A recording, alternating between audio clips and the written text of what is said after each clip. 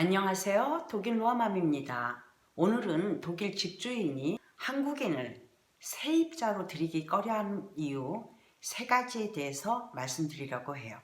궁금하신 분은 끝까지 봐주시기 바랍니다. 첫째, 물을 너무 많이 써요. 한국 사람들은 아침, 저녁 2번을 샤워를 하면서 처음부터 끝까지 물을 틀어놓고 10분, 20분씩 그 샤워를 하는 거예요. 그 주인이 한 집에 살고 있을 때는 본의 아니게 눈치를 채는 거죠. 근데 이 물이 끊임없이 흐르니까 그런 부분들을 견뎌하지 못하는 것 같아요. 이해를 못하는 게 왜 머리를 감을 때 우리 샴푸할 때는 샴푸 잠깐 끄고서 하잖아요. 샤워젤 묻혀서 한 다음에 이제 헹굴 때 한꺼번에 틀어서 하는 이 독일 사람들에게는 처음부터 끝까지 주리장창 틀어놓고 하는 그 한국인의 샤워 문화가 거슬리는 거예요. 그리고 너무 놀래하고 어쩜 물을 처음부터 끝까지 저렇게 쓸 수 있을까? 물론 독일 사람들이 샤워를 하지 않는 건 아니에요. 샤워를 하되 샴푸질하고 몸에 샤워젤 바르고 다 바른 다음에 한꺼번에 닦아내는 그런 식으로 하고, 그리고 또 어떻게 보면 한국 사람한테 이해가 안 되는 거는 우리는 하루 종일 바깥에 나가서 일을 하고 왔으니까 저녁 때도 샤워하는 게 정상이잖아, 한국 사람들은. 근데 독일 사람들은 저녁 때는 보통 또 안 해요. 안 하고 아침에 출근하기 전에 그 샤워를 하는 게, 그런 것들이 조금 이렇게 달라서 저 같은 경우도 이해하는데 조금 시간이 걸렸어요. 독일 사람들이 또 이해를 못하는 그런 부분 하나는 설거지 할 때 처음부터 끝까지 흐르는 물에 끝날 때까지 물을 틀어놓고 하는 그런 설거지 문화잖아요, 한국 사람들은. 이것은 우리 시엄마가 제 설거지하는 모습을 보고 조금 처음에 이렇게 놀라셔서 어떻게 너네 나라는 물이 그렇게 흔하냐 질문을 던진 적이 있었어요. 그런데 저는 또 여기 그 독일 사람들 거품 설거지 하잖아요.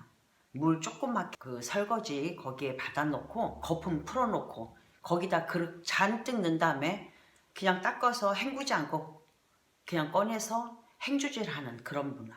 이해가 너무 안 되죠. 그러니까 이 두 문화의 그 차이점이 너무 크더라고요.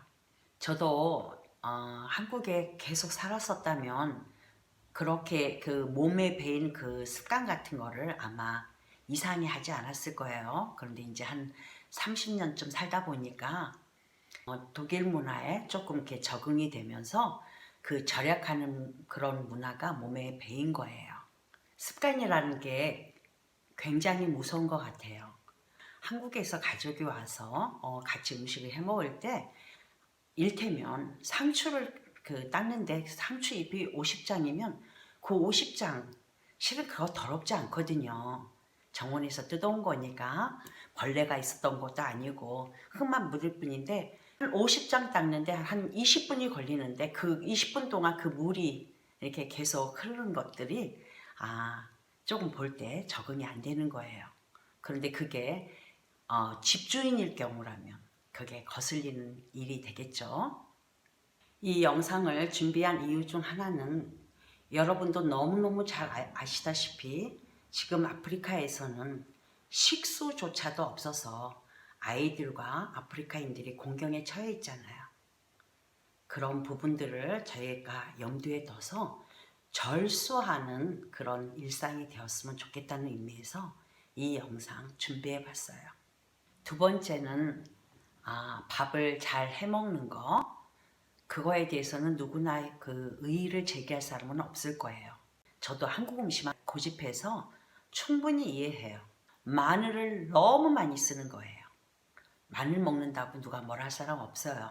그런데 문은 닫아놓고 요리를 하는데 마늘을 너무 많이 쓰니까 그 수증기가 날아가면서 온 집에 배는, 그렇다고 식성에 대한 거를 얘기할 필요는 없어요. 그죠? 우리는 한국 사람이니까. 그리고 독일 사람이 마늘을 안 먹는 건 아니에요.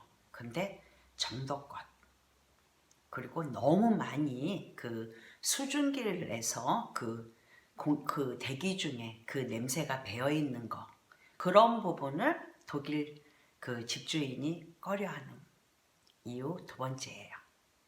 독일 집주인이 꺼려하는 한국인 세입자 세 번째 특성, 밤낮이 바뀐 생활을 하는 거예요. 많은 분들이, 저도 마찬가지였어요, 유학 때. 근데 뭐 저야 기숙사에 살았으니까 기숙사비에 전기비 포함돼 있고 물가 포함되니까 상관은 없는데, 제가 개인 가정집에 들어 살 때는 그런 부분들도 거스리는 요인이 되었었겠어요. 근데 우리 한국 사람들 조금 그 밤부엉이잖아요. 응? 밤에 뭐 하는 거 좋아하고, 그 밤낮이 그 바뀐 생활을 그 이해하지 못하는 게 또 이게 절약으로 가거든요. 왜 낮에 화날 때 전기가 필요하지 않을 때는 일을 안 하고 왜 밤에 굳이 전기불을 켜놓고 일을 하는지, 왜 생체 리듬을 거슬러서 그 생활하는지, 그런 부분들을 이해를 못해요. 여러분도 잘 아시다시피 유럽연합은 아직도 그 서머타임을 실시하고 있잖아요. 몇 년 전부터 그 서머타임의 그 불편한 것 때문에 매번 시계도 맞추고, 요즘 시대에는 다 이게 디지털 시대니까 자동적으로 맞춰지긴 하지만, 뭐 옛날 그 교회 성당이라든가 뭐 옛날 학교 그 시계들 일일이 다 손으로 이거 다 1시간 앞당기고 1시간 또 뒤로 늘리고, 이런 것들, 이런 불편함 때문에, 그리고 서머타임으로 인해서 생체 리듬이 깨지니까 그 여러 가지 폐단을 고려해서 서머타임을 폐지한다고 함에도 불구하고 이제까지 실시한 그 이유는 일광 절약 시간제라고, 결과론적으로는 그 에너지를 절약하려는 차원으로 이걸 실시하는 거잖아요. 그런 거에서도 민감하게 절약을 하는데, 굳이 전기가 필요가 없는 낮에는 자고 죄송합니다. 에너지가 필요한 그 시간에 그 활동을 하니까 그런 부분들이 이해를 못하는 거죠. 그래서 정리를 해보면, 독일 그 집주인이 싫어하는 그 타입 한국 사람들 그 습관 세 가지는 결국은 이 절약과 밀접한 관계가 있어요. 끝으로 여담 하나 전해드릴게요. 제가 유학하던 그 마지막 그 한 3년 개인 주택에서 방을 하나 얻어서 살고 있었는데, 집주인이 갈수록 각박해지는 거예요. 13명을 뒀던 집주인인데, 그 13명 중에 12명이 주말에 거의 집에를 가는데 저만 꿋꿋하게 주말이고 주중이고 남아있는 거죠. 그러니까 저를 너무너무 구박을 하는 거예요. 눈치를 주면서. 그래서 너는 왜 집에 안 가냐? 그런데 제가 지난 언제 영상에 제가 좀 쌈딱이었다고 그랬잖아요. 지금은 많이 변했지만.